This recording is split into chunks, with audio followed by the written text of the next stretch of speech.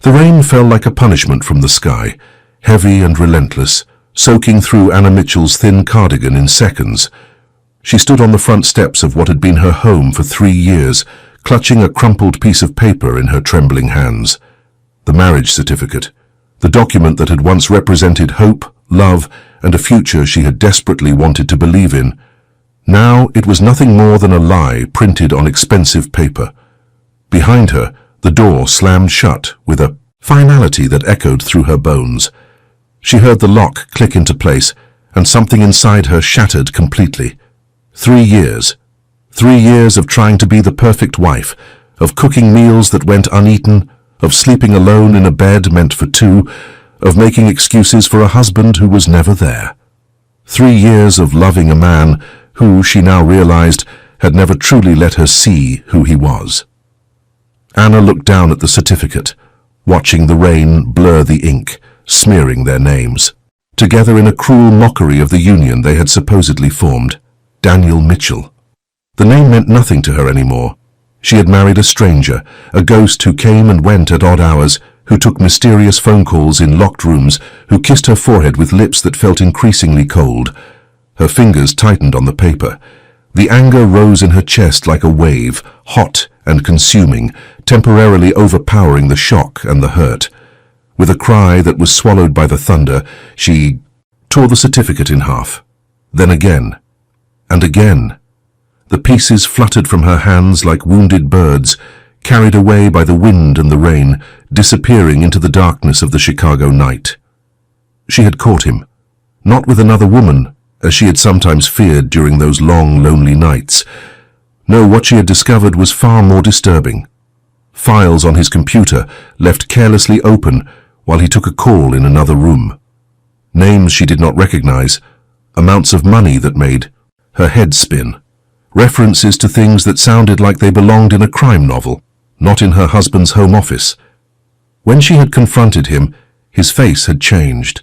The man she thought she knew, the quiet businessman with the gentle smile, had vanished. In his place stood someone harder, colder, with eyes that held secrets darker than any shadow. He had told her to forget what she had seen. She had refused. She had demanded answers, explanations, the truth that he had been hiding from her, for their entire marriage, and so he had told her to leave, just like that. 3 years erased in a single sentence. Pack your things and go. His voice had been calm, almost clinical, as if he were discussing a business transaction rather than ending a marriage. She had stood there, frozen, unable to process what was happening. This could not be real. This could not be her life unraveling before her eyes.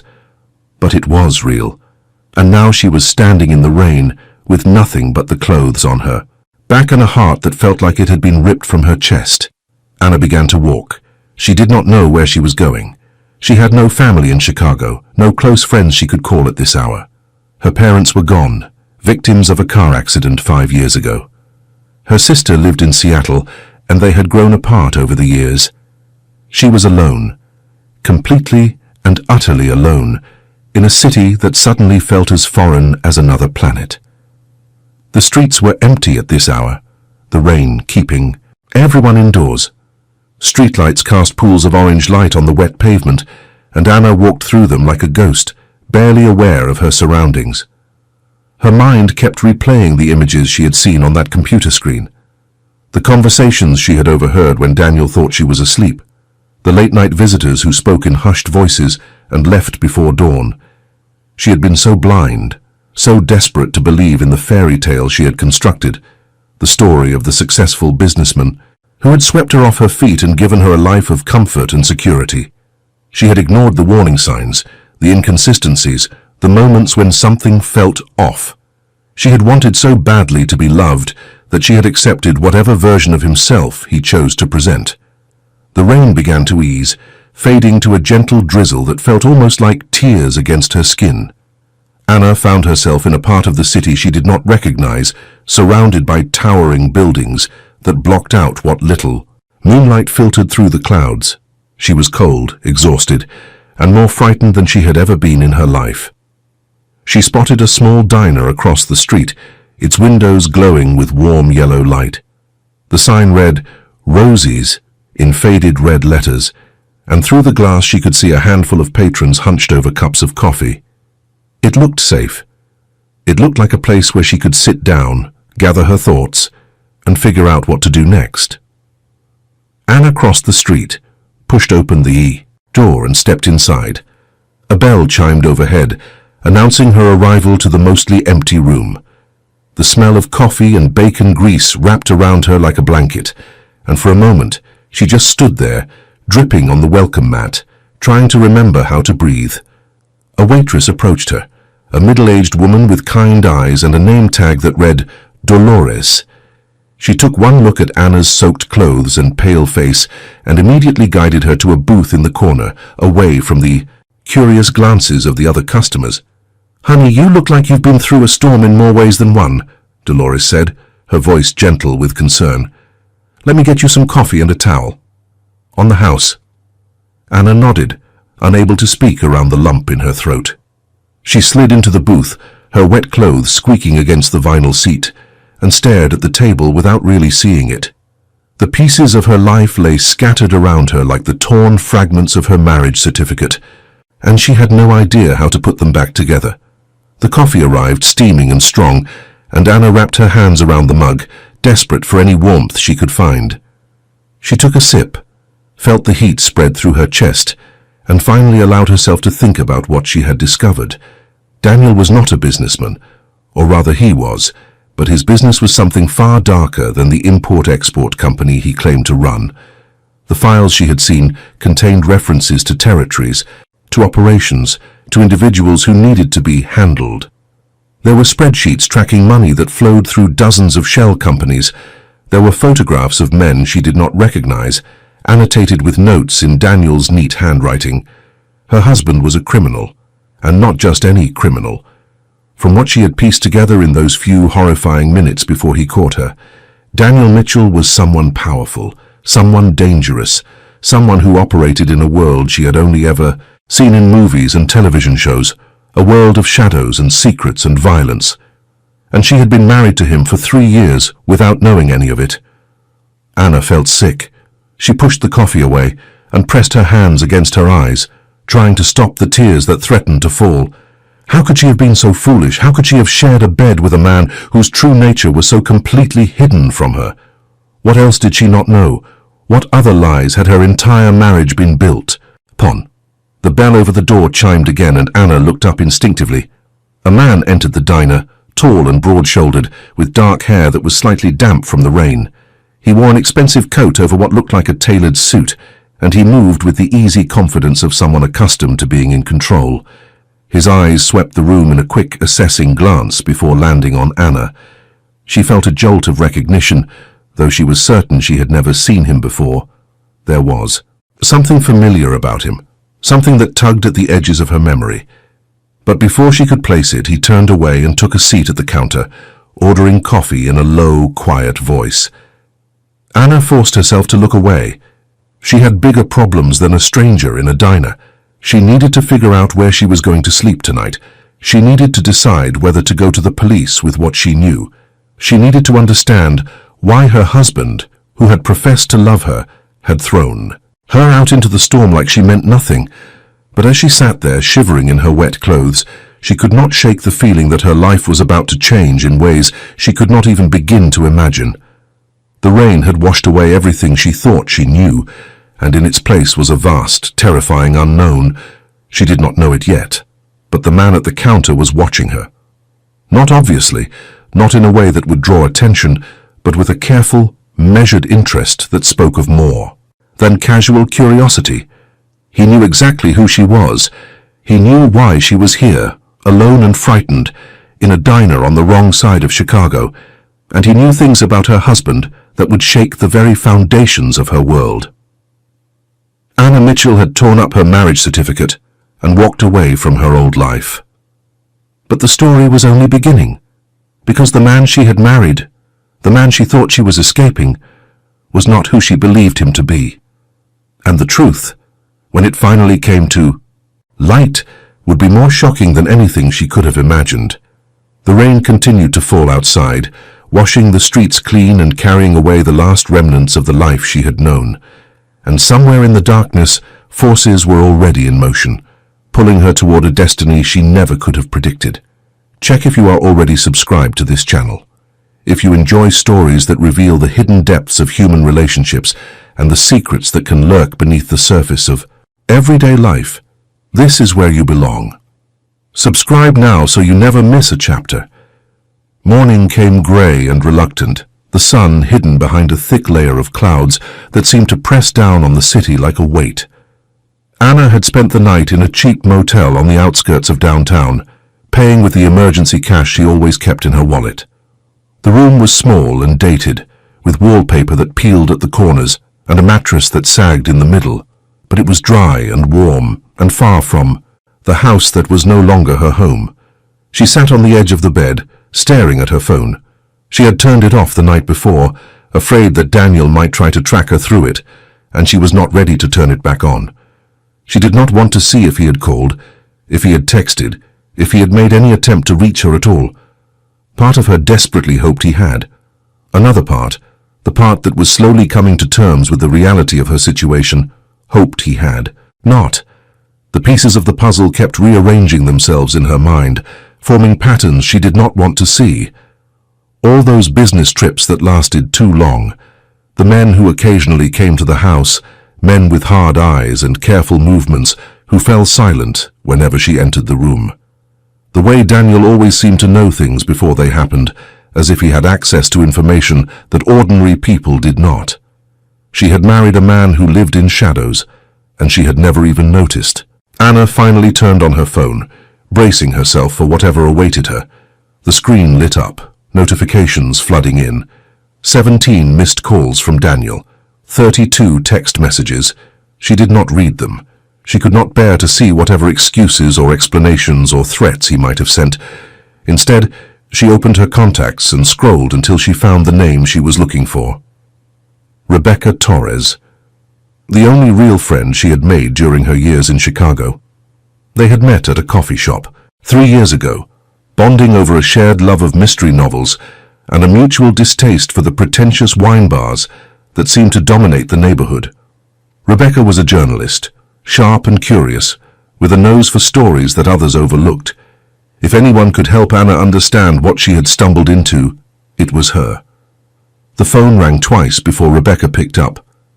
"Anna? Oh my God, I've been trying to reach you. Are you okay? Where are you?" "I left him," Anna said, and her voice cracked on the words. "Rebecca, I found something on his computer. I think he's involved in something terrible." There was a long pause on the other end of the line. When Rebecca spoke again, her voice was careful, measured. "Anna, listen to me. Where are you right now? Are you somewhere safe?" "A motel. The Starlight Inn off Route 41. "Rebecca, what's going on? You sound strange." Another pause, longer this time. "Stay there. Don't go anywhere. Don't talk to anyone. I'm coming to get you. There's something I need to tell you, and it has to be in person." The line went dead before Anna could respond. She stared at the phone, her heart beating faster. Rebecca knew something. The tone in her voice, the urgency in her words, spoke of knowledge that went beyond casual concern. What had her friend been hiding from her? The next 2 hours passed in agonizing slowness. Anna paced the small room, unable to sit still, unable to focus on anything except the growing dread in her stomach.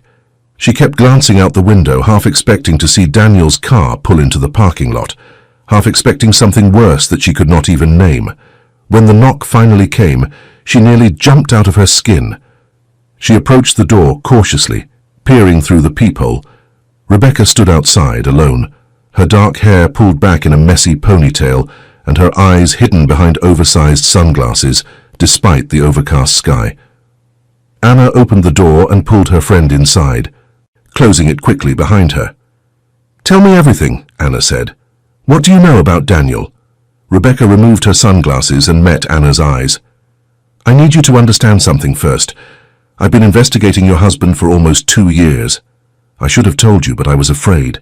Afraid of what he might do if he found out, afraid of putting you in danger. But now that you've left him, now that you know something is wrong, I can't keep this from you anymore." Anna felt the room tilt, slightly. 2 years. You've known for 2 years and you never said anything. I knew he was dangerous. I knew he was connected to things that most people only read about in headlines. But I didn't have proof, Anna. Not the kind of proof that would stick. And I thought as long as you were with him, as long as you were his wife, you were protected. He would never hurt someone he loved. He threw me out into the rain like I was nothing, like our entire marriage was nothing. Anna's voice was bitter, edged with betrayal that now extended to her closest friend. Rebecca nodded slowly. "Because you found out the truth, or part of it anyway. Daniel Mitchell is not just some businessman with shady connections. He's the head of one of the most powerful criminal organizations on the East Coast. His real name is not even Daniel Mitchell. That's an identity he created 15 years ago when he decided to build a legitimate front for his operations." The words hung in the air, impossible and undeniable. Anna sank onto the bed, her legs unable to support her any longer. "What are you saying? That my husband is... what? A crime boss? Like in the movies?" "Not like in the movies. In real life, real operations, real money, real consequences. He controls half the shipping that comes through Chicago's ports. He has connections in city government, in law enforcement, in places that would make your head spin. The man you married is one of the most powerful and feared individuals in this city, and nobody knows his face. That's how he's survived this long." Anna thought she might be sick. All those quiet evenings at home, all those tender moments, all those whispered promises in the dark.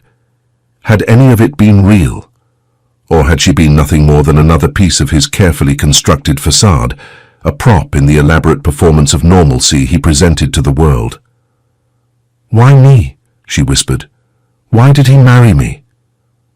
Rebecca sat down beside her, taking her hands. "I've been trying to figure that out. From everything I've uncovered, Daniel doesn't do anything without a reason. Every move he makes is calculated, strategic. But when it comes to you, I think you might be the one thing in his life that wasn't part of a plan. I think he actually fell in love with you. Then why did he throw me away? Because you saw behind the curtain, because you became a liability instead of an asset. Men like Daniel, they operate on cold logic. The moment you knew his secret, you became a threat. The fact that he let you walk away alive tells me there's something else going on, some part of this puzzle we're not seeing yet." Anna pulled her hands free and stood up, moving to the window. The parking lot below was nearly empty, just a few cars scattered across the faded asphalt. Normal cars, belonging to normal people with normal lives. She had never felt further from that world. "What am I supposed to do now? Go to the police? Would they even believe? Me?" Rebecca joined her at the window. "The police are complicated. Daniel has people everywhere. I don't know who we can trust and who might be on his payroll, but I have contacts, people who've been trying to bring him down for years. If you're willing to help, if you're willing to tell them what you know, we might finally be able to—" She stopped mid-sentence, her body going rigid. Anna followed her gaze and felt her blood turn to ice. A black SUV had pulled into the parking lot, sleek and expensive, completely out of place in this rundown neighborhood. The windows were tinted so dark that it was impossible to see inside, but Anna knew with absolute certainty who it belonged to. "We need to go," Rebecca said, grabbing Anna's arm. "Now, right now." They did not make it to the door. It swung open before they could reach it, revealing 2 men in dark suits with faces that showed no emotion whatsoever. Behind them, framed in the doorway like a figure from a nightmare, stood someone Anna had never seen before. He was older than Daniel, perhaps in his 60s, with silver hair swept back from a face that looked like it had been carved from stone. His eyes were pale blue, almost colorless, and when they settled on Anna, she felt as if she were being examined by something ancient and predatory. He wore his power like other men wore cologne, an invisible aura that filled the room and made the air feel thick and heavy. "Mrs. Mitchell," he said, and his voice was silk-wrapped.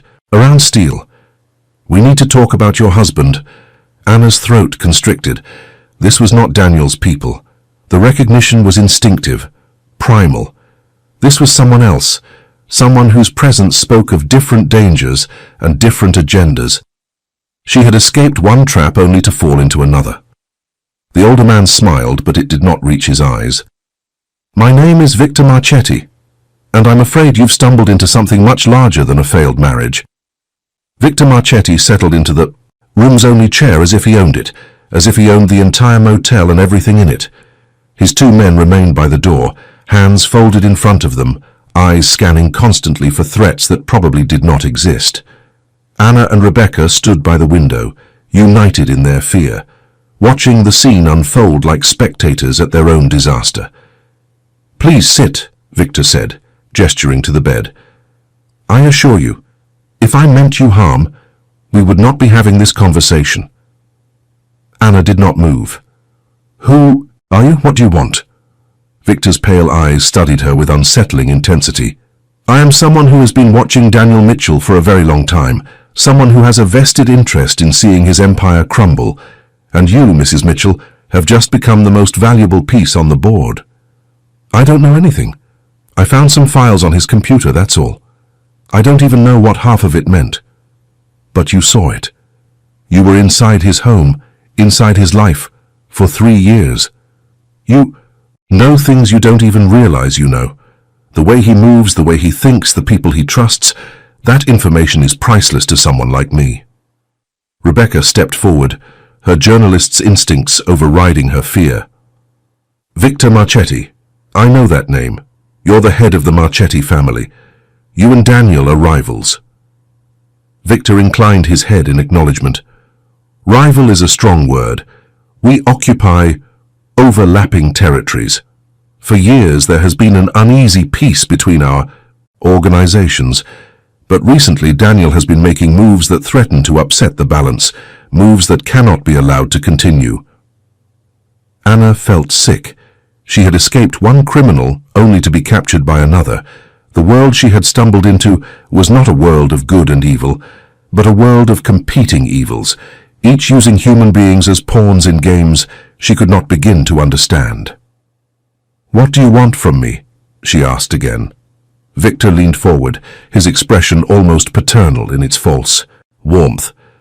I want to help you, Mrs. Mitchell. Daniel will not let you go easily. You've seen too much, know too much.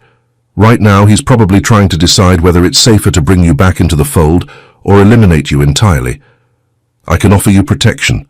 I can offer you a new life, far from Chicago, far from anything that might remind you of the man you married. In exchange for what? Information. Everything you remember about Daniel's operations, his contacts, his plans. You help. Me and I make sure you disappear so completely that even Daniel Mitchell won't be able to find you. It was a devil's bargain, and Anna knew it.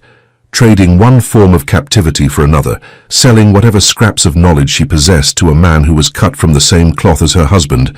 But what choice did she have? She was alone, frightened, and completely out of her depth. Maybe this was the only way to survive. Before she could respond, her phone buzzed. She glanced at the screen and felt her heart stop.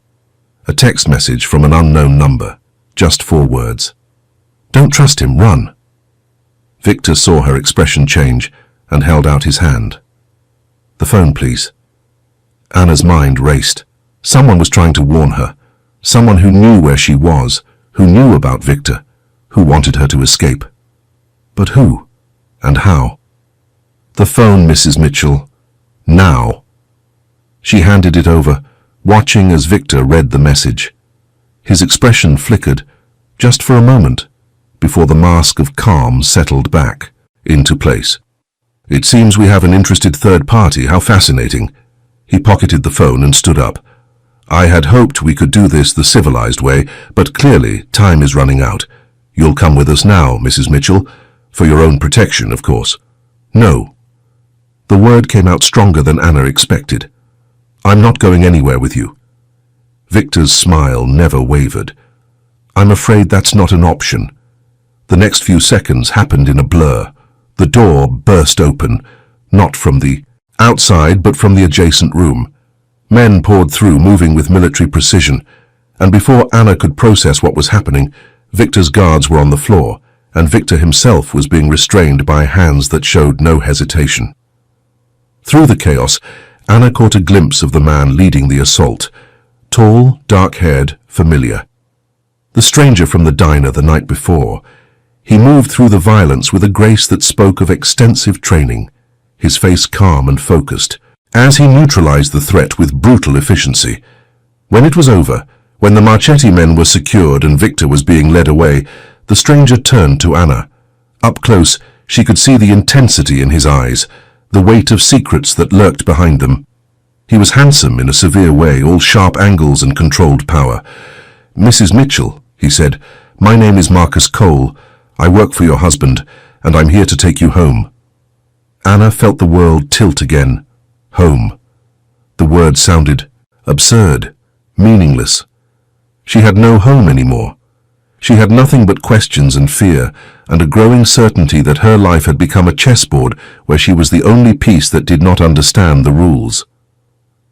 "I don't want to go back to Daniel." Marcus nodded as if he had expected this response. "I understand. But there are things you need to know, Mrs. Mitchell. Things about your husband that might change your mind. He's not who you think he is. None of this is what you think it is." "Then, tell me the truth." Marcus glanced around the room at the unconscious men, at the chaos of the confrontation. "Not here, not now. But I promise you, if you come with me, you'll get the answers you're looking for, every single one of them." Anna looked at Rebecca, who nodded slowly. "I'll come with you," her friend said. "Whatever happens, we face it together." It was not much, but it was enough. Anna turned back to Marcus and took a deep breath. "Okay, take me to him. Take me to Daniel. But if he lies to me again, if any of this is another manipulation, I swear I will find a way to burn his entire world to the ground." Marcus's lips curved in what might have been respect. "Understood, Mrs. Mitchell. Shall we?" They left the motel together, stepping out into a morning that had finally begun to clear. The clouds were breaking apart, letting through shafts of pale sunlight that felt like a promise, or perhaps a warning. Anna did not know what awaited her. She did not know if she was walking toward salvation or destruction, but she knew with a certainty that settled into her bones that her life would never be the same again. The woman who had stood in the rain, tearing up her marriage certificate, was gone. In her place was someone new, someone stronger, someone who had stared into the darkness and refused to look away. The story was far from over. In fact, it was only just beginning. If this moment, this turning point in Anna's journey, has touched something in your heart, pause right now and leave a comment with the words, "I believe in second chances." It will mean more than you know to see those words, to know that we share this moment together. The house that Marcus drove them to was not the home Anna had shared with Daniel. It was a different property entirely, a sprawling estate on the outskirts of the city that she had never even known existed. High walls surrounded the grounds, topped with security cameras that tracked their approach like mechanical eyes. Armed guards stood at the gate, stepping aside only after Marcus showed his credentials through the car window. Anna watched it all unfold with a strange sense of detachment. This was her husband's world, the world he had hidden from her for 3 years. How many other properties did he own? How many other lives did he lead, each one completely separate from the man who had held her at night and called her his wife? The car pulled up to the main house, a structure of stone and glass that seemed to have grown organically from the surrounding landscape.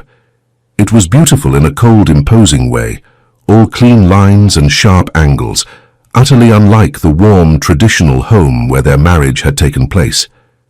This was a fortress masquerading as a mansion, a place designed for protection rather than comfort.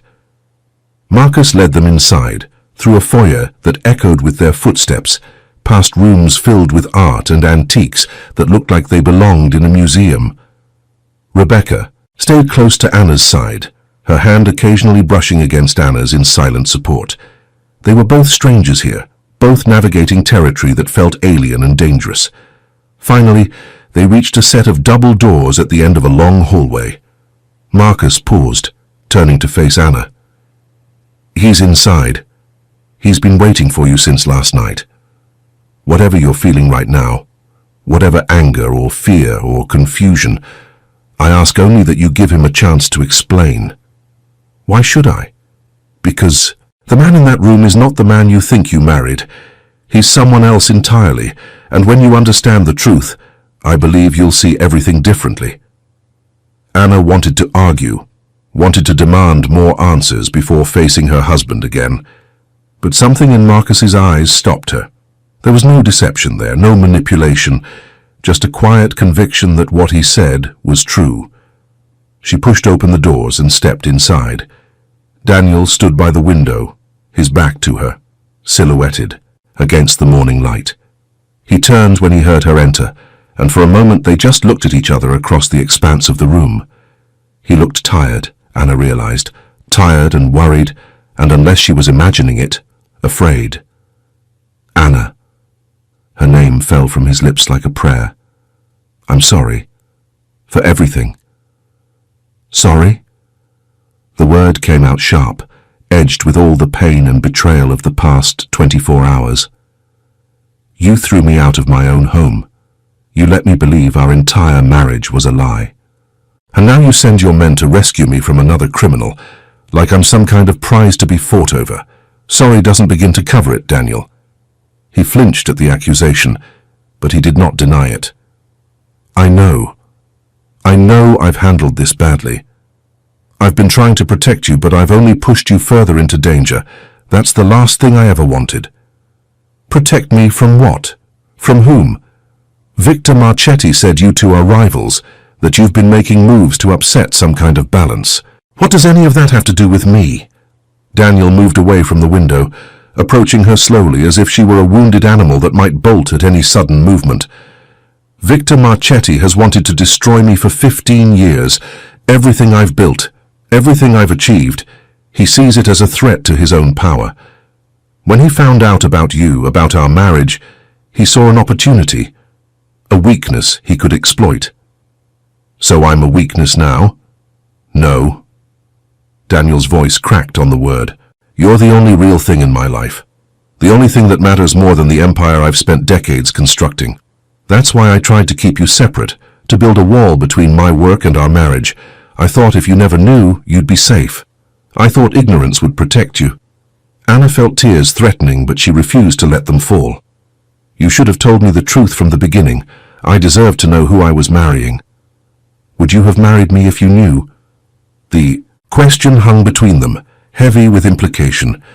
Anna thought about the man she had fallen in love with, the gentle soul who had courted her with patience and kindness, who had made her feel safe and cherished in a world that had often felt cold and indifferent. Would she have walked away if she had known the darkness that lurked beneath the surface? She honestly did not know. "There's more," Daniel said, and his voice dropped to something barely above a whisper. "Something I should have told you a long time ago. Something that might help you understand why I am the way I am." He led her to a sofa, gesturing for her to sit. Rebecca remained by the door, a silent sentinel, but her presence was comforting. Whatever came next, Anna was not alone. Daniel sat across from her, his hands clasped in front of him. "When I was 17, my father was killed. We weren't wealthy then, just an ordinary family in Brooklyn. My father worked 2 jobs to keep us fed, and my mother took in sewing to help make ends meet. But someone decided that our neighborhood was worth more than the people living in it. Developers, politicians, criminals, all working together to force out the families who had been there for generations." Anna listened, her anger slowly giving way to something else. Pain, understanding, a glimpse into a history she had never known. "My father tried to organize the neighbors, tried to fight back through legal channels. He went to meetings, wrote letters, contacted the press, and for his trouble he was shot outside our front door. The police called it a robbery gone wrong, but I knew better. Everyone knew better."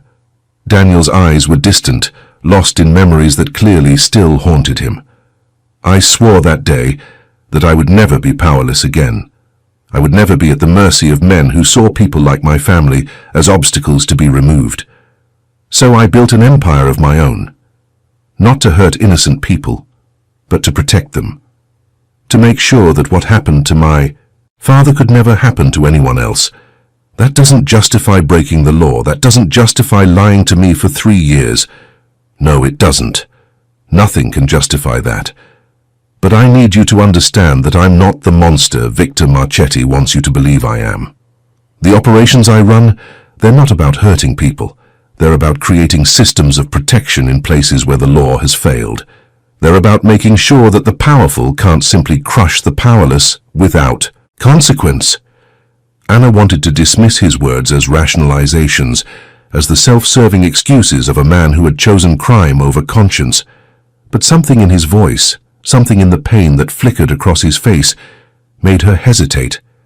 What if he was telling the truth? What if the world she had stumbled into was more complicated than simple good and evil? Even if I believe you, she said slowly, that doesn't change what's happened between us. You kicked me out of our home. You treated me like a threat instead of your wife. Daniel reached for her hand, then stopped himself. I know, and I will spend the rest of my life trying to make that up to you if you'll let me. But right now, there's something more important. Victor Marchetti is not going to stop. He's going to use you to get to me one way or another. The only way I can keep you safe is if we face this together. Together? Anna laughed, but there was no humor in it. We can't even have an honest conversation without lies and secrets getting in the way. Then let's change that. Starting now. Ask me anything, Anna. Anything at all. And I swear on my father's memory, I will tell you the truth. It was an extraordinary offer, one that carried weight beyond mere words. Anna looked into her husband's eyes, searching for deception and finding only desperate sincerity. He meant it. After all this time, all these secrets, he was finally ready to let her see the real him. She took a deep breath. Everything. I want to know everything. And then we'll decide together what happens next. Daniel nodded, and for the first time since she had walked into this room, something like hope flickered across his features. Everything, he agreed, starting from the beginning. The hours that followed were unlike anything Anna had experienced in her 3 years of marriage. Daniel talked and she listened, and slowly the picture of who he really was began to take shape. He told her about the organization he led, about its structure and its purpose. He explained how he had built it from nothing, turning the anger and grief of a 17-year-old boy into a network that spanned the entire East Coast.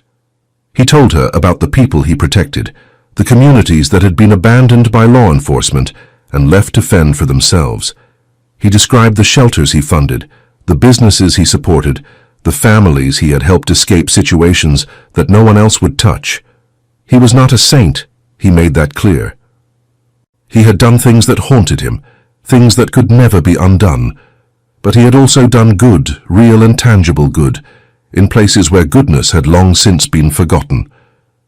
Anna absorbed it all, trying to reconcile this complex, contradictory man with the simple husband she thought she had married.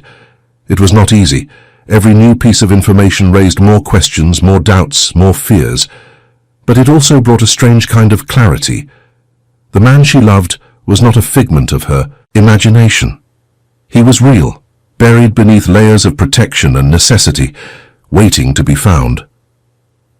When Daniel finished talking, when the truth had finally been laid bare between them, Anna sat in silence for a long moment. Rebecca had left to give them privacy, and the room felt both vast and intimate, a space where secrets could be spoken without fear of judgment. I don't know if I can forgive you, Anna said at last. I don't know if I can ever trust you completely. Not after everything. That's happened. Daniel nodded, accepting her words without argument. I understand. I don't expect forgiveness. I just wanted you to know the truth, whatever you decide to do with it. But, Anna continued, I also don't know if I can walk away. Not now. Not when I finally see you clearly. We built something together, Daniel, even if it was built on a foundation of lies. Maybe it's possible to rebuild it on something stronger. Hope and caution warred in Daniel's expression. "What are you saying?" "I'm saying I need time. Time to process, time to decide, time to figure out who I am in this new reality. But I'm also saying that I'm not ready to give up on us. Not yet." It was not the declaration of love that Daniel had perhaps hoped for, but it was enough. It was a starting point, a crack in the wall that might eventually become a door. He reached for her hand, and this time she let him take it, feeling the warmth of his skin against hers. "Whatever you need," he said. "Whatever. Time, whatever space. I will wait. I have been waiting my whole life for someone like you, Anna. I can wait a little longer." The moment was interrupted by a sharp knock at the door. Marcus entered, his expression tense. "Sir, we have a situation. Victor Marchetti has escaped custody. He's gone to ground, and our sources say he's planning something big, something that involves both of you." Daniel was on his feet instantly, the tender husband vanishing into the hardened leader. "What do we—" "No, not much yet, but there's chatter about a meeting tonight, a gathering of people who want to see you fall. Marchetti is calling in every favor he has, trying to build a coalition against us." Anna stood as well, her mind racing. "What does this mean? What happens now?" Daniel turned to her, and she saw the conflict in his eyes. He wanted to protect her, to shelter her from the storm that was coming, but he also recognized that she had earned the right to face it alongside him. "It means we fight," he said, "and this time we fight together." The next few hours were a whirlwind of activity. The estate transformed into a command center, with maps spread across tables and phones ringing constantly. Anna found herself drawn into the preparations, her background as a nurse suddenly useful in ways she had never anticipated. She helped organize medical supplies, worked with the staff to prepare contingency plans, and generally made herself useful wherever she could. It felt strange, being part of this world that had existed alongside her ordinary life without her knowledge. But it also felt right, in a way she could not fully explain. She was no longer a passive observer, no longer a victim of circumstances beyond her control. She was an active participant in her own story, and there was a power in that realization. As night fell, the tension in the estate reached a breaking point. Reports came in that Marchetti's forces were moving, gathering at a location downtown. Daniel, prepared to lead a team to intercept them, to prevent whatever strike they were planning before it could be launched. Anna found him in the foyer, dressed in dark clothes that made him look like a stranger. But when he looked at her, his eyes held all the love and vulnerability that she had come to know in their years together. He was still her husband, beneath everything. He was still the man she had married. "I need you to stay here," he said. "Marcus will protect you. If anything goes wrong, I want to be there with you. Anna, please, this is not something you should witness. These people, they're dangerous in ways you can't imagine." She stepped closer, placing her hand on his chest. "I know. I've spent the last 24 hours learning exactly how dangerous this world is, but I'm not going to hide in a safe room while you risk your life. We said we would face this together. I meant it." Daniel looked like he wanted to argue, but something in her expression stopped him. He sighed, reaching up to cup her face in his hands. "You are the most stubborn, infuriating, remarkable woman I have ever known. And you love me for it. More than you will ever know." He kissed her then, soft and desperate, a promise wrapped in a farewell. When they pulled apart, there were tears in both their eyes, but neither of them acknowledged them. "Stay close to me," Daniel said. "No matter what happens, stay close. Always." They left the estate together, heading into the darkness that awaited them. And somewhere in that darkness, Victor Marchetti was waiting, planning, preparing to bring their world crashing down around them. The warehouse district on the south side of Chicago lay silent under the night sky, its buildings standing like tombstones in a cemetery of abandoned industry. Once these structures had hummed with activity, workers loading and unloading cargo from ships that traveled the world. Now they stood empty, victims of economic forces that had rendered them obsolete. It was here, in this graveyard of broken dreams, that Victor Marchetti had chosen to make his stand.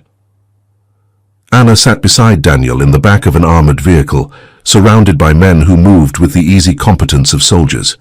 She had insisted on coming, and Daniel had reluctantly agreed, knowing that trying to stop her would only waste precious time.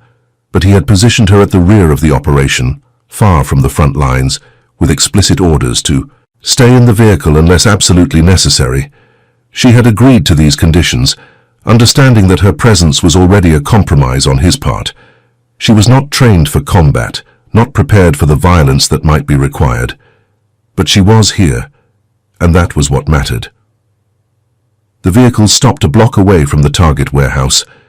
Through the tinted windows, Anna could see figures moving in the shadows, silhouettes against the faint light that spilled from inside the building.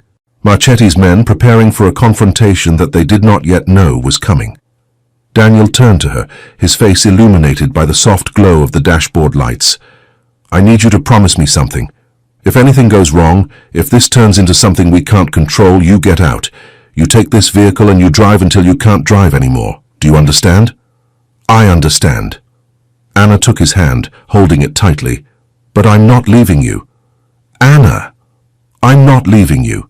Her voice was firm, brooking no argument. "Whatever happens in there, we face it together. That's what you said, that's what we agreed." Daniel looked at her for a long moment, emotions flickering across his face too quickly to read. Then he nodded, accepting her decision. "Together," he repeated. "Okay. Together." He leaned forward and kissed her, hard and quick, then turned and exited the vehicle. Anna watched through the window as he joined his men, gave final instructions, and began the approach. To the warehouse, the figures moved like shadows themselves, blending into the darkness with practiced ease. Minutes passed. Each second felt like an hour. Anna kept her eyes fixed on the warehouse, watching for any sign of what was happening inside. The silence was oppressive, broken only by the distant sound of traffic and the occasional crackle of radio static. Then, suddenly, light exploded from the warehouse windows. Not the light of fire or explosion, but the harsh, artificial light of floodlights snapping on all at once. Anna heard shouts, the sounds of struggle, and her heart stopped beating in her chest. She was out of the vehicle before she could think, running toward the warehouse with no thought for her own safety. Someone tried to stop her, one of Daniel's men stationed nearby, but she pushed past him with strength she did not know she possessed. All she could think about was Daniel. Daniel in danger. Daniel needing her. She burst through a side door and stopped, frozen, by the scene that confronted her. The warehouse was filled with people, dozens of them, standing in a rough circle around a central clearing. In that clearing stood Daniel and Victor Marchetti, facing each other like gladiators in an arena. Both men were bloodied, their clothes torn and disheveled, but both were still standing. Around them, the battle had apparently ended. Marchetti's men were on their knees, disarmed and defeated, watched over by Daniel's forces. It was over, or nearly over. Whatever violence had occurred, Daniel's side had won. But Victor Marchetti was not done. He stood with his hands raised, a mocking smile on his battered face. "You think this changes anything?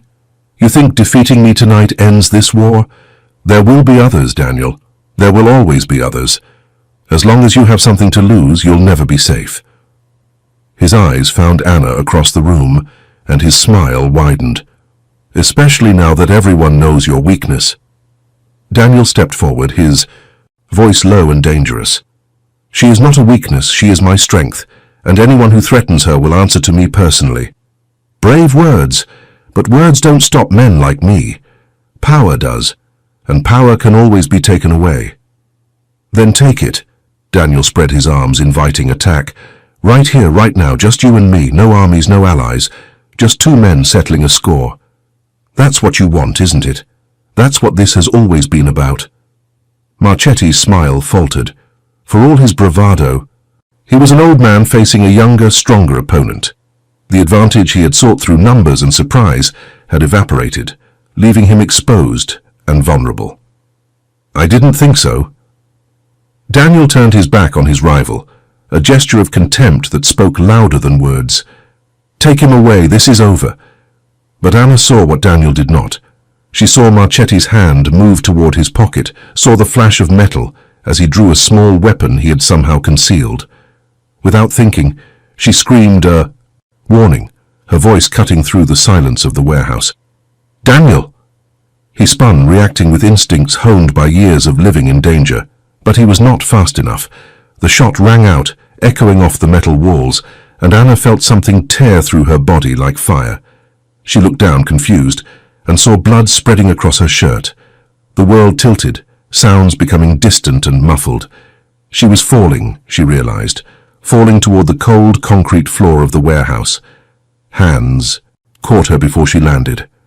Daniel's hands, strong and trembling, cradling her against his chest. She could hear him speaking, shouting orders, calling her name. But the words seemed to come from very far away. "Anna. Anna, stay with me. Look at me. Don't close your eyes." She tried to obey, tried to focus on his face above her. He looked terrified, more frightened than she had ever seen him. The powerful crime lord, the man who controlled an empire, was crying, tears streaming down his face. As he pressed his hands against her wound, "I'm sorry," she whispered. "I should have stayed in the car." "Don't talk. Save your strength. Help is coming. Just hold on." She wanted to tell him that she loved him, that she forgave him, that the past day had shown her who he really was and she had finally accepted it. But the darkness was closing in, pulling her under, and she could not find the words. The last thing she saw before the world went black was Daniel's face, twisted with grief and determination. The last thing she heard was his voice, promising that everything would be okay, promising that he would never let her go. And somewhere in the distance, the sound of sirens, growing closer, bringing help that might arrive too late. Light, white and pure, surrounding her, filling her. For a moment Anna thought she had died, that this was whatever came next. But then the light resolved into a ceiling, institutional white, marked with the distinctive tiles of a hospital room. She blinked, her eyes adjusting to the brightness. Her body felt heavy, weighted down by something she could not identify. When she tried to move, pain flared in her side, sharp and immediate, and she gasped. "Don't try to move." The voice was Daniel's, rough with exhaustion and relief. He sat beside her bed, holding her hand, looking like he had not slept in days. "You're safe. You're in the hospital. Everything is okay." "What happened?" Her voice came out as a croak, her throat dry and scratchy. "You saved my life." Daniel's eyes glistened with unshed tears. "That man Marchetti, he would have shot me. You warned me just in time.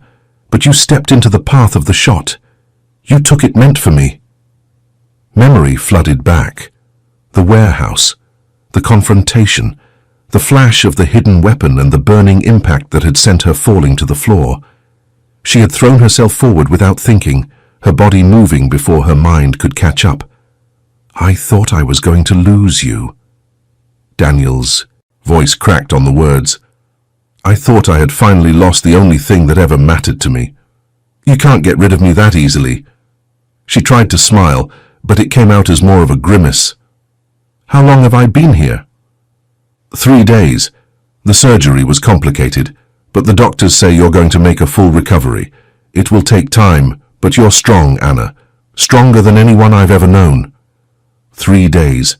She had been unconscious for 3 days while her body fought to heal. And Daniel had been here, she knew instinctively. He had not left her side. "Marchetti?" she asked. Daniel's expression hardened. "In custody, charged with attempted murder, among other things. He won't hurt anyone again." There was more to the story she could tell. Things that had happened while she was unconscious, consequences that had unfolded from that night in the warehouse. But she was too tired to ask, and somehow she knew that whatever had occurred, Daniel had handled it. He had protected her, protected their future, just as he had promised. "I need to tell you something," she said, gathering her strength.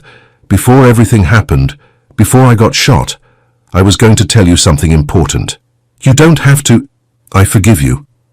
The words came out simple and direct, carrying the weight of everything she had learned in the past few days. I understand why you did what you did. I don't agree with all of it, and I'm still hurt by the lies. But I understand, and I choose to, and move forward, with you, if you still want that. Daniel brought her hand to his lips, pressing a kiss against her knuckles. I want that more than anything. I will spend the rest of my life proving that you made the right choice. You better. She smiled, and this time it was genuine, because I'm not going anywhere. They stayed like that for a while, hand in hand, letting the silence speak for them. Outside the window, the sun was setting, painting the sky in shades of orange and gold. A new day was ending, and a new chapter of their lives was beginning. The road ahead would not be easy. There would be challenges to face, obstacles to overcome, a world of complexity and danger that would always be part of their lives.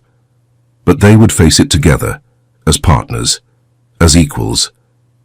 The lies and secrets of the past had been exposed, and in their place was something stronger, a foundation of truth and understanding that could weather any storm. Anna closed her eyes, exhaustion finally, claiming her. But for the first time in days, the darkness felt peaceful rather than threatening. She was safe, she was loved, and whatever tomorrow might bring, she was ready to face it. Recovery was slow and sometimes frustrating. Anna spent 2 more weeks in the hospital, gradually regaining her strength under the watchful eyes of doctors who treated her like fragile glass. Daniel rarely left her side, working remotely when necessary and delegating everything else to Marcus and the rest of his organization. Their relationship changed during those weeks. The dynamic shifted from the unequal footing of secret keeper and unknowing spouse to something more balanced, more honest. Daniel answered her questions with candor, no longer hiding behind the protective barriers he had constructed. Anna listened, challenged, disagreed, and eventually accepted the complex reality of the man she had married. It was not perfect. There were difficult conversations, moments of anger and doubt, times when Anna wondered if she was foolish to stay. But there were also moments of profound connection, of laughter and tenderness that reminded her why she had fallen in love with Daniel in the first place. By the time she was released from the hospital, something fundamental had shifted between them. They were no longer 2 people trapped in a marriage built on deception. They were partners, choosing each day to build something new together. Daniel took her to a new home, a house far from the city. That felt nothing like either of their previous residences. It was warm and welcoming, with large windows that let in natural light and a garden that exploded with color. A place for fresh starts, he explained, a place where they could build the life they should have had from the beginning. Rebecca came to visit, full of questions and journalistic curiosity. She had written a series of articles about Victor Marchetti's arrest and the corruption his organization had enabled, carefully omitting any details that might connect Daniel to the story. It was a delicate balance, protecting her friend while pursuing the truth, and Anna admired her ability to walk that line. You know I'll always want answers, Rebecca said during one of her visits. I'll never stop digging into these things. I know, Anna replied, and I hope you find them.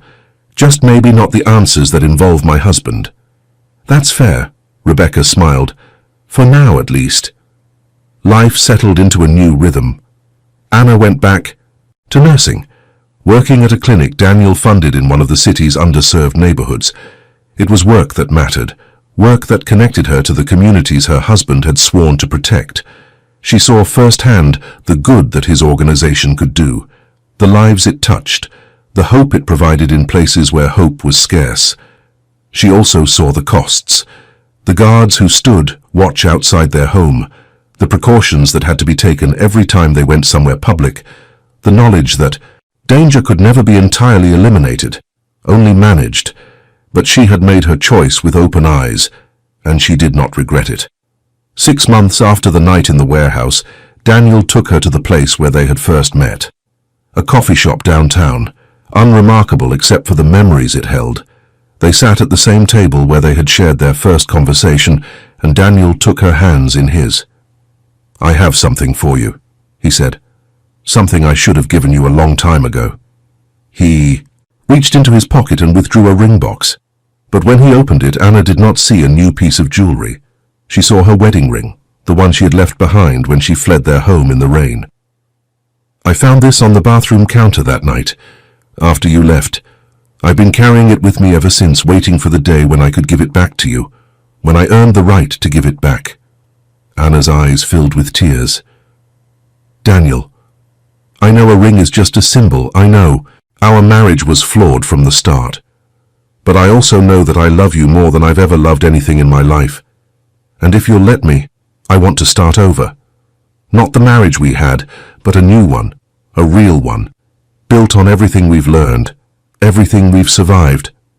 She took the ring from the box, turning it over in her fingers. Such a small thing to carry so much meaning. But meaning was what we gave to things, she realized. And she was ready to give this ring a new meaning. She slipped it onto her finger, watching it catch the light. "Yes," she said softly. "Let's start over." Daniel's face broke into a smile that transformed him, erasing the lines of worry and stress that had marked him for so long. He looked young again, full of hope and possibility, the way he must have looked before the weight of his world had settled on his shoulders. They kissed, gentle and unhurried, sealing a promise that was older than words. Around them, the coffee shop continued its everyday bustle, completely unaware of the private miracle taking place at the corner table. Outside, the sun was shining. The rain that had driven Anna from her home all those months ago seemed like a distant memory, replaced by warmth and light. A new chapter was beginning, written by two people who had chosen each other despite everything that stood between them. Anna Mitchell had torn up her marriage certificate on a rainy night in Chicago, certain that her life was over. But she had been wrong. It was just beginning. And this time she knew exactly who she was married to. She knew his secrets, his sins, his shadows, and she loved him anyway. That was the miracle in the end. Not that perfect people could find happiness, but that imperfect people could choose each other and build something beautiful from the wreckage of their mistakes. Anna and Daniel had built something beautiful, and they would spend the rest of their lives protecting it. The garden was full of light on the afternoon of their renewal ceremony. Friends and family gathered on white chairs beneath a canopy of flowers, watching as Anna and Daniel stood together at the altar they had built in the backyard of their new home. This time, there were no secrets. This time, every person present knew exactly who they were celebrating. The guest list was small and carefully curated, including only those who had earned their trust through years of loyalty and discretion. Rebecca stood as Anna's maid of honor, beaming with happiness for her friend. Marcus served as Daniel's best man, his usually stern face softened by the emotion of the moment. The ceremony was simple and sincere. They wrote their own vows, promises that acknowledged the journey they had taken to reach this moment. Anna spoke of forgiveness and growth, of learning to love someone completely, shadows and all. Daniel spoke of redemption and gratitude, of finding a partner who challenged him to be better than he had ever believed he could be. When they exchanged rings, it was not the first time they had made these promises, but it was the first time they made them with complete honesty, with full knowledge of what they were pledging and why. The party afterward lasted until well past midnight. There was dancing and laughter, and stories shared among friends who had become family. Anna moved through the celebration feeling lighter than she had in years, buoyed by the love that surrounded her. At one point, she found herself standing alone, at the edge of the garden looking up at the stars. So much had changed since that rainy night when she had torn up her marriage certificate and walked away from everything she knew. She had been reborn in the storm, emerging as someone stronger, more resilient, more herself than she had ever been before. Daniel found her there, wrapping his arms around her from behind. "What are you thinking about? How far we've come. How different everything is. How happy I am." He pressed a kiss to her. "Temple, I was thinking the same thing. I never imagined this was possible, Anna. I never thought I would deserve this much happiness." "You deserve it." She turned in his arms, facing him. We both deserve it. We fought for it. We earned it. Yes. He smiled, that rare, genuine smile that was reserved only for her. We did.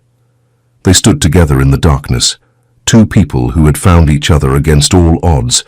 The world beyond their garden was still complicated, still dangerous, still full of challenges that would test them. But they would face those challenges together, as they faced everything now. Anna had learned that love was not the absence of difficulty. It was the presence of commitment in the face of difficulty. It was choosing someone again and again, even when the choice was hard. It was building something together, brick by brick, day by day, until what you had created was stronger than anything that tried to tear it down. She and Daniel had built something strong, something real, something that would last. The stars wheeled overhead, indifferent to the small dramas of human existence. But to Anna, standing in her husband's arms on this perfect night, they seemed to be blessing them, wishing them well on the next chapter of their journey together. If you have watched this far, it is because you liked this story.